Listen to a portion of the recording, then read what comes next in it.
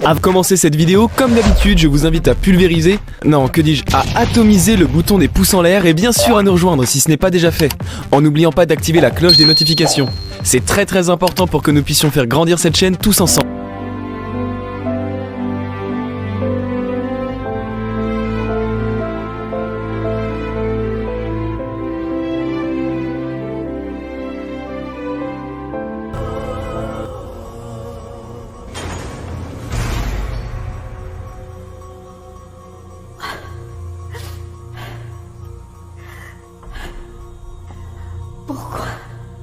Pourquoi je l'ai pas écouté? Pourquoi? Pardonne-moi, mon Dieu, pardonne-moi. Sauve-moi. Sauve-moi, mon Dieu. Oui, j'admets que tu existes. J'admets que tu existes. Sauve-moi. Ou alors tue-moi. C'est trop dur, cette souffrance. C'est trop dur. Non, Lisa. Non, Dieu, Lisa, aide-moi encore. J'en peux plus. S'il te plaît, aide-moi.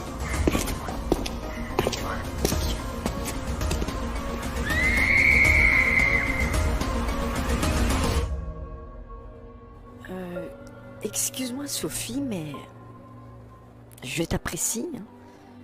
Je respecte ta religion, mais on est collègues. Et je trouve que pour moi, la religion, c'est très personnel. Et tes histoires de Dieu, là, ne m'intéressent pas du tout. Et franchement, tu me déçois un peu. Quelqu'un d'aussi intelligent que toi, qui croit à ces choses. Mais Sophie, je ne suis pas religieuse comme toi, mais j'aime la justice. Je défends les causes des homosexuels, des pauvres, des faibles. Enfin, je te respecte, mais respecte le fait que je ne crois pas en ton Dieu. Jésus est un mythe. C'est une histoire inventée pour exploiter les faibles, genre donne ta joue gauche si on frappe la droite. Mais ouvre les yeux. Ok.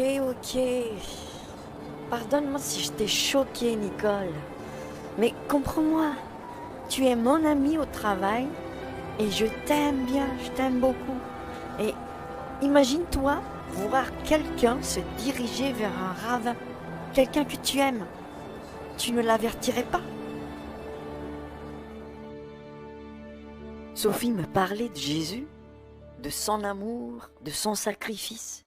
Mais pour moi, c'était tellement absurde, une histoire impossible à croire, tellement illogique et irrationnelle. Sophie m'énervait, car même au travail, je vois bien que dès qu'elle est seule, même devant la machine à café, elle parle toute seule. En fait, elle prie. Quel fanatisme! Pour moi, les églises sont faites pour ça, et au boulot, c'est le boulot. Même dans les métros, non seulement il y a des mendiants qui perturbent les gens, mais maintenant il y a ces fanatiques qui perturbent la tranquillité des gens en parlant de Jésus dans le métro. J'en avais marre. Les églises sont faites pour ça, pas le métro. Mais je ne savais même pas ce que cela voulait dire réellement, le mot église. Et puis, cette nuit, cette fameuse nuit qui a changé toute ma vie, toute la vie de la planète Terre.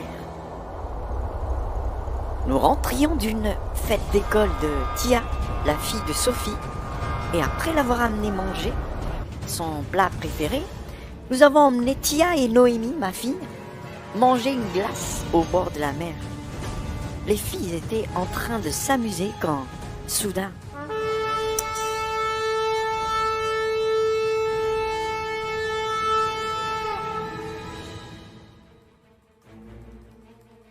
Nicole, t'as entendu? Ben oui, c'est un bateau. On est au bord de la mer. Non, c'est pas un bateau. Non, c'est... Seigneur, ça commence.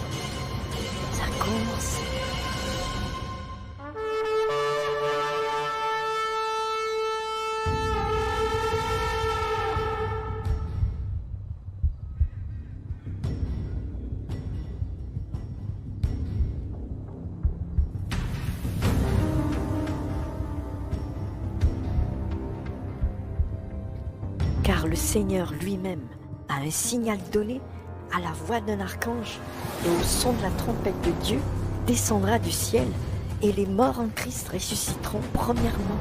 Nicole, ça a commencé, ça y est, on y est. Attends, c'est quoi? Je comprends rien du tout. C'est quoi ces choses? On y est quoi? Où? Attends, mais c'est quoi ces choses?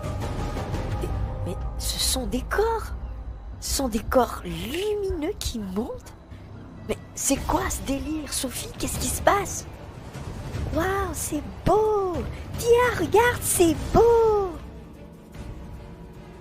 Ensuite, nous les vivants qui serons restés, nous serons tous ensemble enlevés avec eux sur des nuées. Nicole, on a très peu de temps. Écoute-moi bien, écoute. On sera parti et dans mon sac là, il y a une Bible. Tu regarderas dans 1 Thessaloniciens chapitre 4, versets 16 et 17 et tu comprendras ce qui se passe. Tout est dit dans la Bible, ce qui va se passer, tout est dit. Et rappelle-toi de ce que je te dis.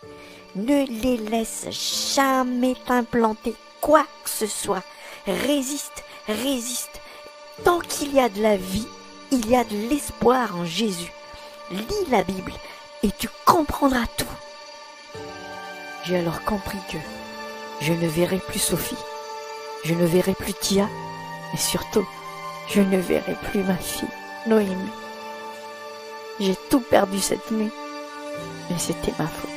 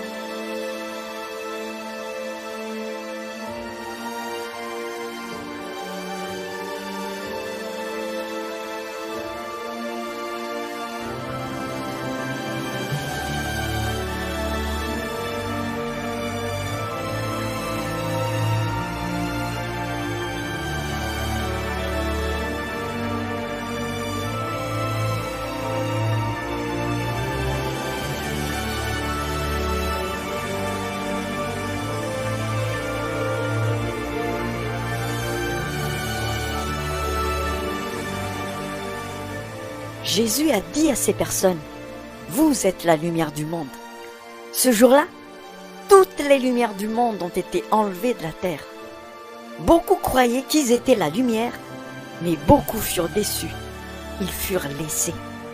Cette lumière n'était pas la connaissance de la Bible, ni le fait d'appartenir à une telle ou telle dénomination, ni le fait même de suivre des règles et des lois, et surtout pas des trésors et richesses amassées sur la terre. Mais cette lumière, c'était la présence du Christ, la présence de l'amour authentique du Christ en chacun de ces êtres enlevés, car ils avaient le cœur pur devant le Seigneur. Ce jour-là, les ténèbres ont envahi toute la terre, et ce qui attendait ceux qui sont restés était terrible.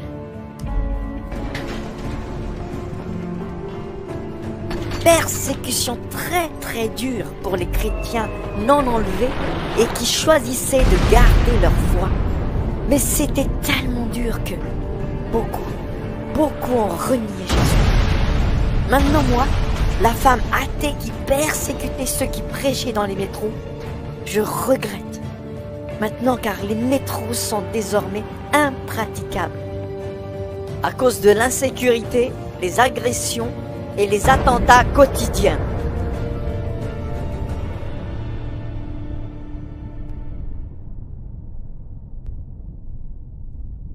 Si seulement je pouvais revenir en arrière, j'aurais embrassé ceux que j'avais traités de fanatiques. qui parlait de cet amour pur de Jésus. J'étais aveugle. Mais il a fait grâce. Après avoir passé des moments terribles en prison, violé, torturé, je fus libéré d'une manière miraculeuse et je fais partie de la résistance avec des frères, tous des anciens chrétiens, laissés lors de l'enlèvement, mais qui, comme moi, ont gardé l'espoir en Jésus. Vous tous qui êtes là, vous voyez ce qui se passe dans ce monde. Si vous êtes là, c'est que vous avez résisté. Aujourd'hui, si vous n'avez pas la puce électronique implantée en vous, vous ne pouvez plus acheter, vendre, ni faire quoi que ce soit. Vous êtes traqués, torturés, massacrés. Mais vous avez choisi de résister. Nous avons raté l'enlèvement, mais Dieu nous donne une seconde chance. Ce sera dur, très dur. Mais je me rappellerai toujours de ce qu'une amie m'a crié pendant qu'elle s'élevait vers le ciel. Tant qu'il y a la vie, il y a toujours l'espoir en Jésus. Alors résiste, résistez, méditez l'histoire d'Étienne dans la Bible et vous tiendrez devant la mort. Vos téléphones, tablettes, ordinateurs sont contrôlés. La Bible est interdite et ils savent qui détient la Bible sous forme électronique. Nous sommes obligés de revenir à la forme papier, mais la plupart a été détruite, brûlée, mais il en reste. Méditez, apprenez les versets par cœur et encouragez-vous les uns les autres. La parole de Dieu reste vraie. Apocalypse 2:10. Sois fidèle jusqu'à la mort et je te donnerai la couronne de vie.